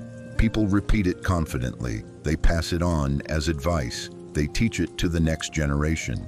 This normalizes limitation without ever naming it as fear. Those who question the system are then framed as reckless, naive, or idealistic, not because their ideas are flawed, but because they disrupt the emotional comfort built around caution. Common sense becomes a boundary marker. It defines what is thinkable and what is dismissed. Before any debate begins, the terms are already set. Over time, this disguised fear shapes identity. People begin to see themselves as sensible adults because they avoid risk. They equate safety with intelligence and restraint with virtue. This discourages imagination and moral courage. The system benefits because it never has to justify its restrictions. They are accepted as obvious necessities. Fear disguised as common sense is powerful because it feels self-evident. It requires no enforcement, only repetition. As long as fear is mistaken for wisdom, people will protect the very structures that confine them, believing they are simply being practical, when in reality they are obeying an anxiety they no longer recognize as fear. Being normal comes at a price that is rarely discussed, because normality is presented as safety rather than sacrifice. From early on, people learn that fitting in brings protection. Approval follows those who behave as expected, think within accepted limits, and express the right emotions at the right time. This reward system teaches a quiet lesson. Deviation is dangerous. Normality becomes a shield against scrutiny, but it also becomes a cage. The cost of being normal is the gradual surrender of authenticity. To remain acceptable, people edit themselves. They soften doubts, hide contradictions, and silence instincts that do not align with the group. Over time, this self-editing feels natural. The individual forgets what was removed. They confuse adaptation with identity. Normality demands predictability, and predictability requires suppression. What does not fit is pushed inward or erased. This creates inner tension, even if it is not consciously felt. The person appears stable but feels oddly empty. Normality also discourages moral courage. When everyone agrees on what is normal, questioning it feels inappropriate, even rude. People fear being seen as difficult, dramatic, or ungrateful. So they choose comfort over clarity. The price of this choice is awareness. By staying normal, people avoid conflict, but they also avoid growth. They inherit beliefs instead of examining them. They repeat patterns instead of challenging them. The system benefits because normal people maintain stability without resistance. They keep things running. They do not ask why. This price is paid quietly. No one announces it. There is no clear moment of loss. There is only gradual narrowing. The range of acceptable thought shrinks. The imagination dulls. The ability to stand alone weakens. And eventually, normality feels like the only way to exist. The tragedy is that being normal feels safe, but it often requires giving up the parts of oneself that could imagine something better. As long as normality is treated as virtue, those who question it will seem strange. And as long as that is true, systems that rely on conformity will remain protected, not by force, but by the high cost people are willing to pay just to be seen as normal. Endurance becomes a virtue when suffering is no longer questioned, but praised. When systems cannot eliminate pain, they often redefine it. They frame endurance as strength, patience as morality, and tolerance of hardship as character. This shift is subtle but powerful. It transforms structural harm into personal achievement. People are taught that those who endure without complaint are admirable, while those who question are weak or ungrateful. This moral framing discourages resistance without the need for force. If suffering is virtuous, then challenging its source feels shameful. When endurance is elevated, attention moves away from causes and toward behavior. The focus becomes how well individuals tolerate pain, not why the pain exists. This benefits systems that rely on continuous strain. They no longer have to improve conditions. They only have to celebrate resilience. Endurance becomes a badge of honor, a measure of worth. People begin to compare how much they can survive. They compete in sacrifice. This normalizes exhaustion and reframes damage as dedication. Over time, people internalize this value. They push themselves beyond healthy limits. They silence their own discomfort. They interpret burnout as failure of character rather than evidence of injustice. The system remains intact because critique is replaced by admiration for those who cope best. This virtue of endurance also isolates individuals. Suffering is endured privately, not shared collectively. Complaint feels like weakness. Solidarity dissolves into individual toughness. As long as endurance is moralized, systems that cause harm are protected from scrutiny. The greatest danger of this mindset is that it confuses survival with goodness. Just because someone can endure does not mean they should have to. When endurance becomes a virtue, people stop asking whether a system is humane. They ask only whether they are strong enough to survive it. And in that shift, the line between resilience and resignation quietly disappears. When endurance becomes a virtue, suffering is no longer treated as a problem to be solved, but as a quality to be admired. Systems that cannot justify the harm they produce often survive by reframing that harm as character building. Pain is no longer evidence of failure. It becomes proof of strength. People are praised for lasting longer, for complaining less, for adapting more. This moral shift is powerful because it turns structural pressure into personal responsibility. If endurance is good, then those who struggle are not victims. They are lacking. People learn to measure their worth by how much they can tolerate. They internalize the belief that difficulty is normal and exhaustion is honorable. When endurance is celebrated, attention shifts away from causes and toward behavior.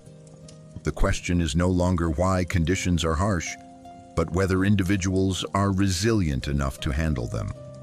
This benefits systems that rely on constant strain because criticism is replaced with admiration for those who cope best. Suffering becomes individualized and competitive. People compare their limits instead of questioning why limits are being pushed at all.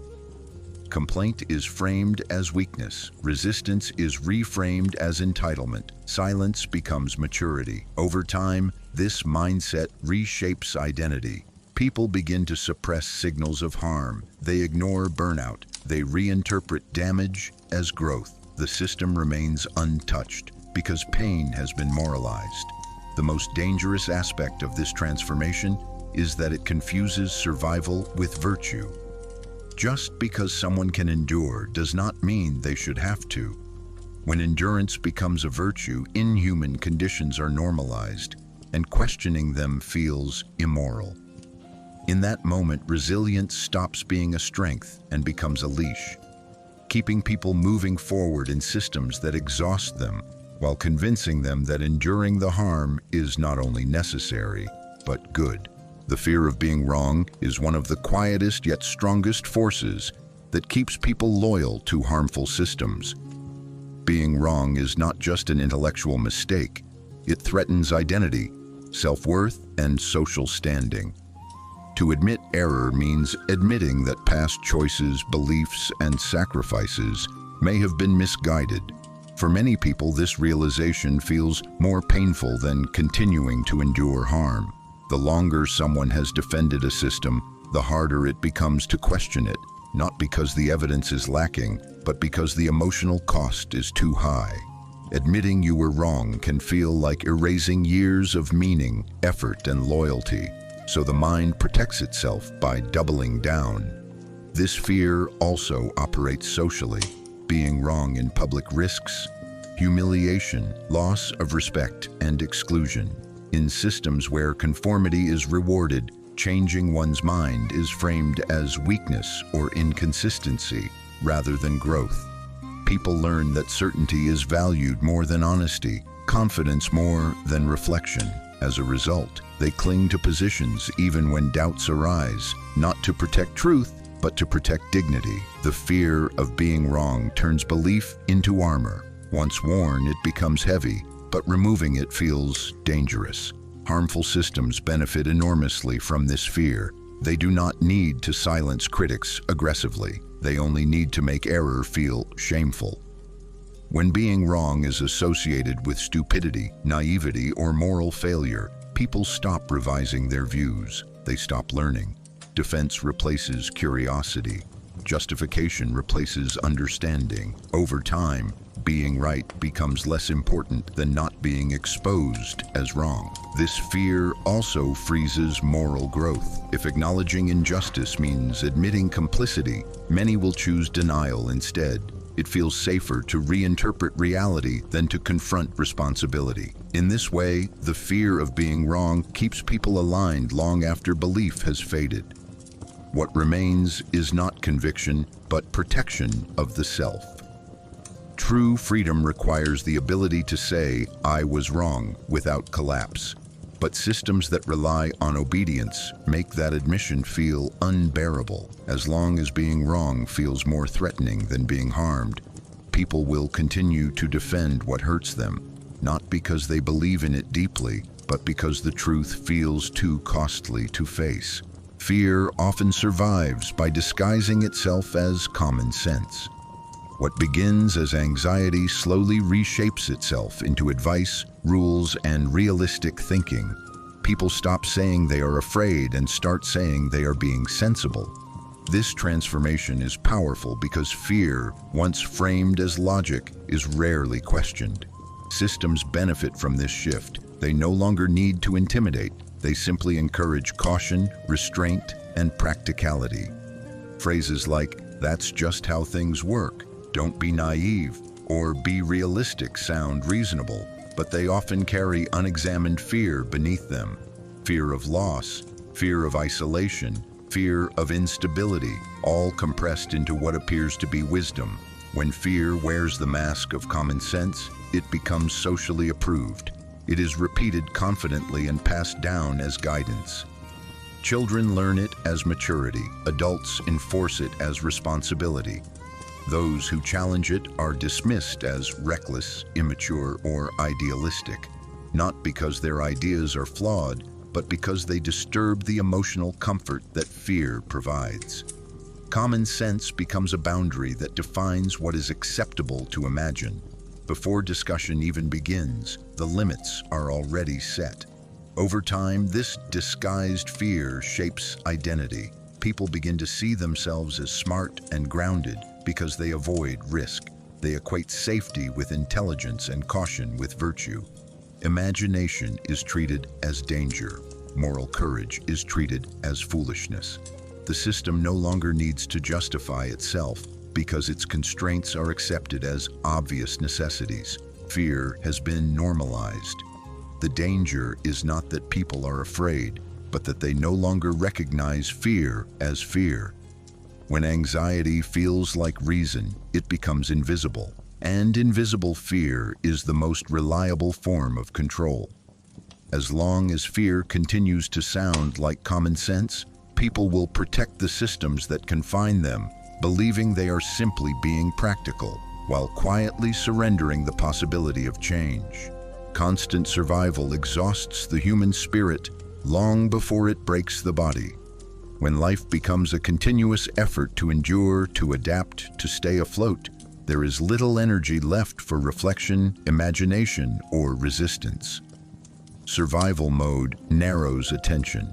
The mind focuses on immediate needs, security, stability, avoidance of loss. Long-term thinking fades. This exhaustion is not accidental. It is deeply functional for systems that rely on compliance. People who are tired do not rebel, they cope. When every day feels like a test of endurance, questioning the structure that creates that pressure feels like an extra burden. Constant survival drains moral energy. Individuals may still sense injustice, but they no longer feel capable of confronting it. The cost feels too high. They tell themselves they will think about change later when things are calmer. But calm never comes because the system thrives on keeping people just stable enough to continue, never rested enough to reflect. This creates a population that is permanently busy, permanently stressed, and permanently adaptable. Exhaustion also reshapes values.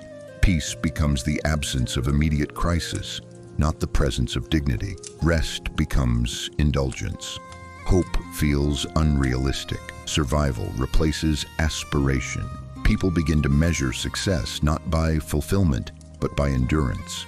Did I make it through the week? Did I avoid collapse? In this state, anything that threatens routine feels dangerous, even if routine itself is harmful. The system is protected not by belief, but by fatigue. Constant survival also isolates. Since everyone is struggling privately, collective awareness weakens. People assume others are coping better. They blame themselves for their exhaustion rather than questioning why exhaustion is universal. This internalization prevents solidarity. The struggle feels personal, not systemic. And because survival demands constant adjustment, people become highly adaptable but quietly numb. They lose sensitivity to harm because noticing it would require energy they no longer have. This is the final cruelty of constant survival. It consumes the very strength needed to escape it. As long as people are kept busy surviving, they will have little capacity to imagine living. And a system that reduces life to endurance does not need to be defended passionately. It only needs to keep people too tired to leave. Silence can feel responsible when speaking is framed as risk rather than necessity. In many systems, people are taught that stability depends on restraint, that raising concerns might cause conflict, panic, or harm. So choosing not to speak is presented as maturity, wisdom, or care. This framing is powerful because it turns inaction into virtue. People convince themselves that staying quiet is the ethical choice, that protecting calm matters more than confronting injustice. When silence is moralized, it no longer feels like avoidance, it feels like duty. This sense of responsibility is reinforced socially. Those who speak out are labeled disruptive, emotional, or irresponsible. They are accused of making things worse. Meanwhile, those who remain silent are praised for being reasonable and level-headed. This contrast teaches behavior quickly. People learn that silence preserves belonging, while speech risks isolation. Over time, the fear of consequences is replaced by a belief that silence itself is good. When silence feels responsible, accountability dissolves. Harm continues, but no one feels personally responsible because everyone believes they are protecting something larger. People wait for the right moment, the proper channel, the perfect words. That moment never arrives. Injustice is postponed indefinitely under the excuse of caution. This mindset also narrows moral imagination.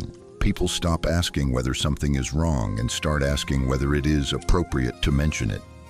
Concern is filtered through politeness. Ethics are subordinated to tone. The system benefits because critique is neutralized before it is expressed. No censorship is needed. When silence is experienced as responsibility, systems gain their most reliable defense. People who believe they are doing the right thing by doing nothing. And as long as restraint feels virtuous, truth remains unspoken while harm continues quietly, protected by the belief that speaking would be worse. The fear of being wrong is one of the strongest invisible forces holding people inside harmful systems. Being wrong is not experienced as a simple correction of ideas. It feels like a threat to identity, self-respect, and meaning.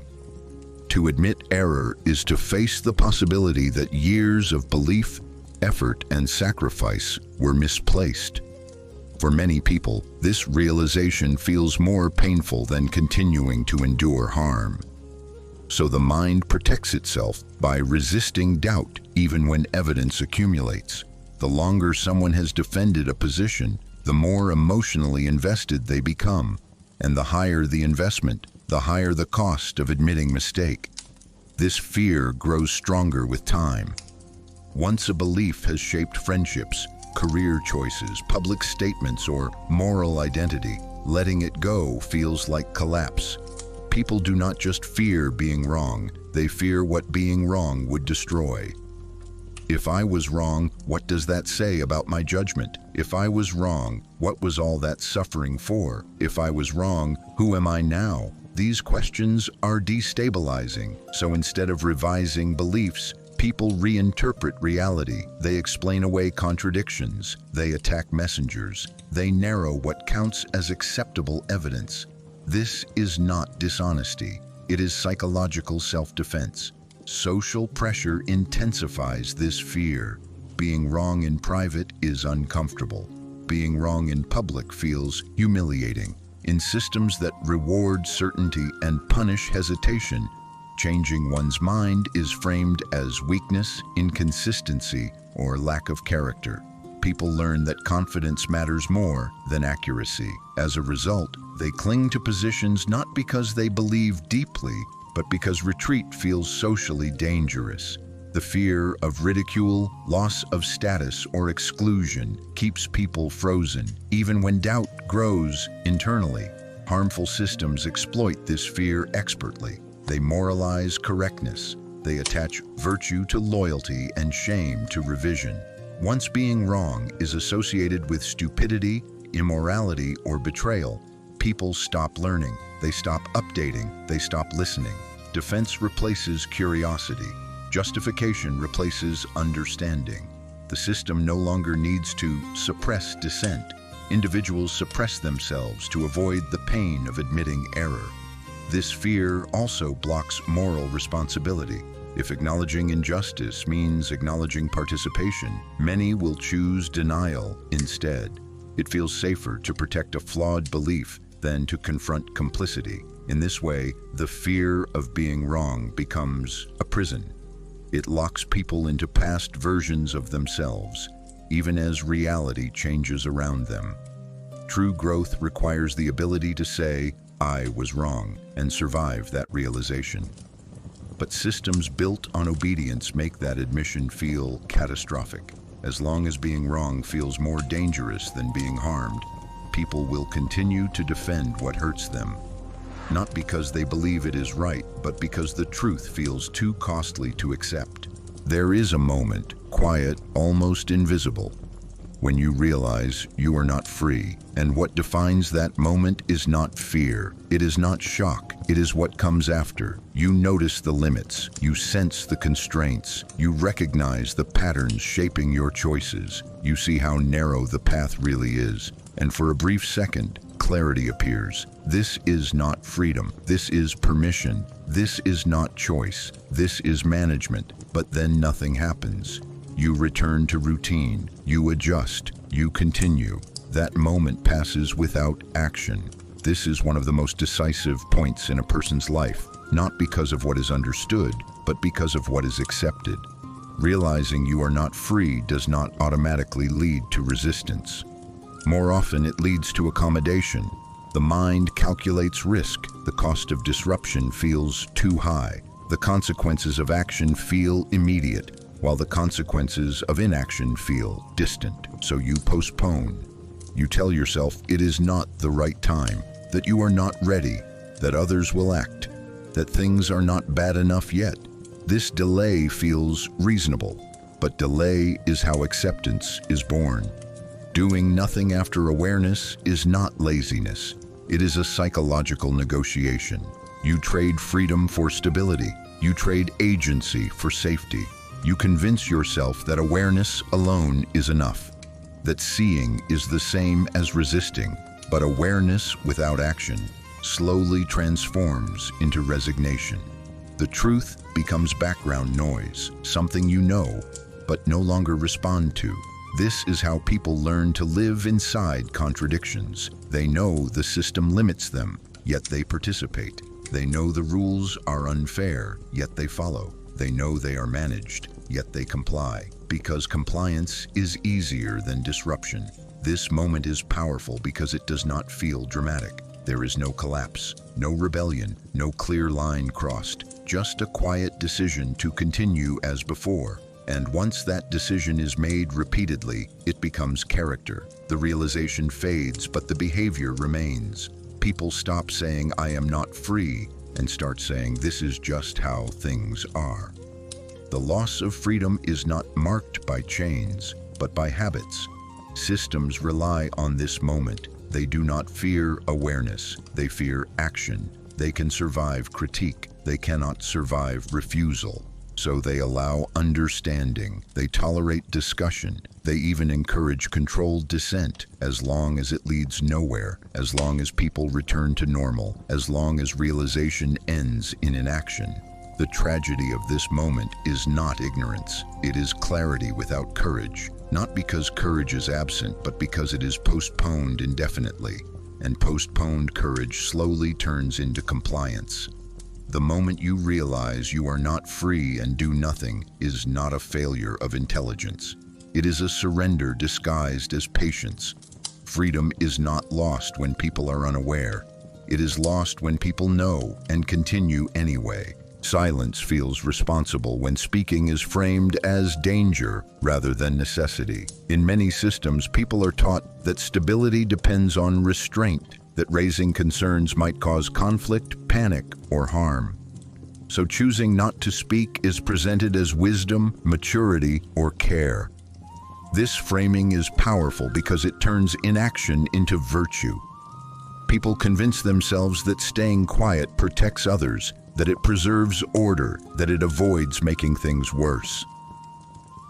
When silence is moralized, it no longer feels like avoidance. It feels like duty. This sense of responsibility is reinforced socially. Those who speak out are labeled disruptive, emotional, or irresponsible. They are accused of creating problems rather than revealing them. Meanwhile, those who remain silent are praised for being reasonable, calm, and cooperative.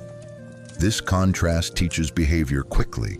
People learn that silence preserves belonging, while speech risks isolation.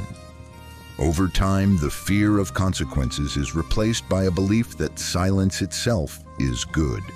When silence feels responsible, accountability dissolves. Harm continues, but no one feels personally responsible because everyone believes they are protecting something larger. People wait for the right moment, the proper channel, the perfect wording. That moment never arrives. Injustice is postponed indefinitely under the language of caution. This mindset reshapes morality. People stop asking whether something is wrong and start asking whether it is appropriate to mention it. Ethics are filtered through politeness and tone. Concern becomes conditional. The system benefits because critique is neutralized before it is expressed. No censorship is required. When silence is experienced as responsibility, systems gain their strongest shield. People who believe they are doing the right thing by doing nothing. And as long as restraint feels virtuous, truth remains unspoken, while harm continues quietly, protected by the belief that speaking would be worse. Silence feels responsible when speaking is framed as danger rather than necessity. In many systems, people are taught that stability depends on restraint, that raising concerns might cause conflict, panic, or harm. So choosing not to speak is presented as wisdom, maturity, or care. This framing is powerful because it turns inaction into virtue. People convince themselves that staying quiet protects others, that it preserves order, that it avoids making things worse. When silence is moralized, it no longer feels like avoidance. It feels like duty. This sense of responsibility is reinforced socially. Those who speak out are labeled disruptive, emotional, or irresponsible. They are accused of creating problems rather than revealing them.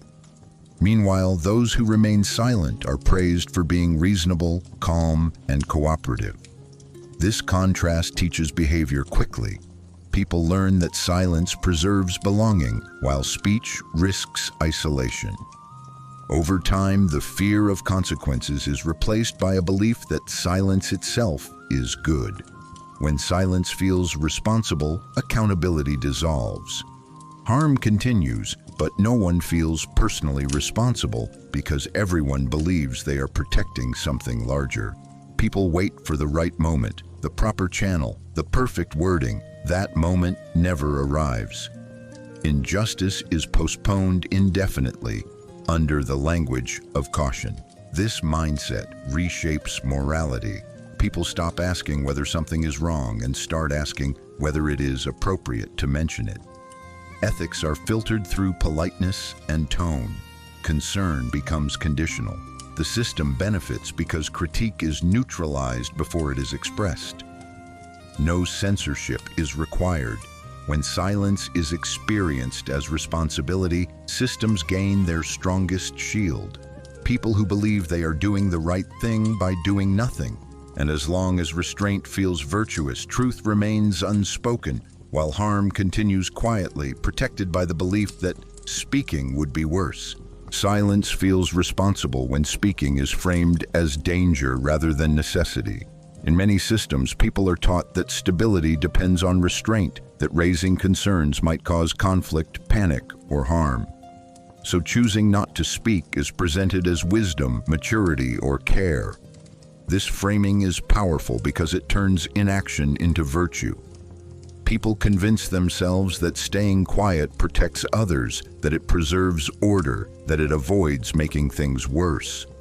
When silence is moralized, it no longer feels like avoidance, it feels like duty.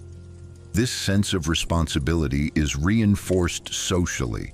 Those who speak out are labeled disruptive, emotional, or irresponsible. They are accused of creating problems rather than revealing them. Meanwhile, those who remain silent are praised for being reasonable, calm, and cooperative. This contrast teaches behavior quickly. People learn that silence preserves belonging, while speech risks isolation. Over time, the fear of consequences is replaced by a belief that silence itself is good. When silence feels responsible, accountability dissolves. Harm continues, but no one feels personally responsible because everyone believes they are protecting something larger. People wait for the right moment, the proper channel, the perfect wording. That moment never arrives. Injustice is postponed indefinitely under the language of caution. This mindset reshapes morality. People stop asking whether something is wrong and start asking whether it is appropriate to mention it. Ethics are filtered through politeness and tone. Concern becomes conditional. The system benefits because critique is neutralized before it is expressed. No censorship is required. When silence is experienced as responsibility, systems gain their strongest shield.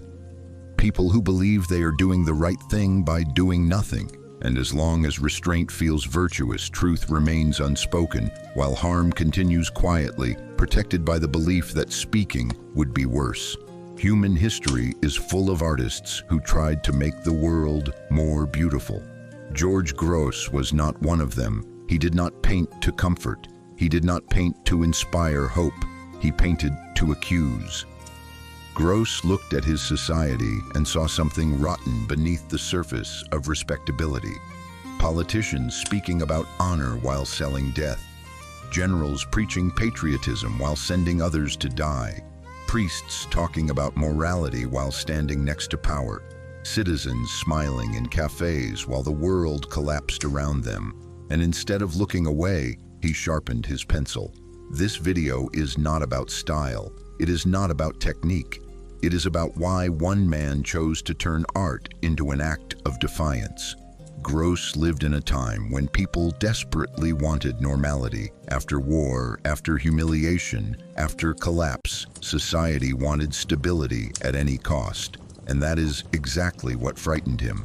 Because when people want comfort more than truth, they stop asking dangerous questions. Gross understood something most people didn't want to admit, that cruelty does not always arrive screaming. Sometimes it arrives wearing a suit. Sometimes it smiles. Sometimes it asks to be respected. His drawings are ugly on purpose. Faces are distorted. Bodies are grotesque.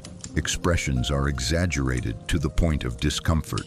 Not because Gross lacked skill, but because he believed a beautiful lie is more dangerous than an ugly truth. He refused to idealize his time. He refused to romanticize suffering, and for that, he was hated, censored, and put on trial. People accused him of being immoral, but what they really feared was that he was accurate. This is what makes Gross unsettling even today.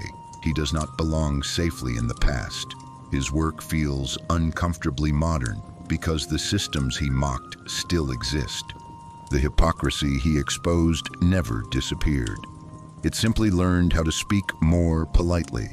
This video explores George Gross not as a painter, but as a mirror held up to society. A mirror people tried to smash because they didn't like what they saw. If you are looking for comfort, this is not the right place. If you want heroic stories, noble leaders, or moral simplicity, you will not find them here. But if you are willing to look at power without makeup, at society without excuses, and at art that refuses to flatter its audience, then stay. Because George Gross did not ask the world to change. He showed it exactly what it was.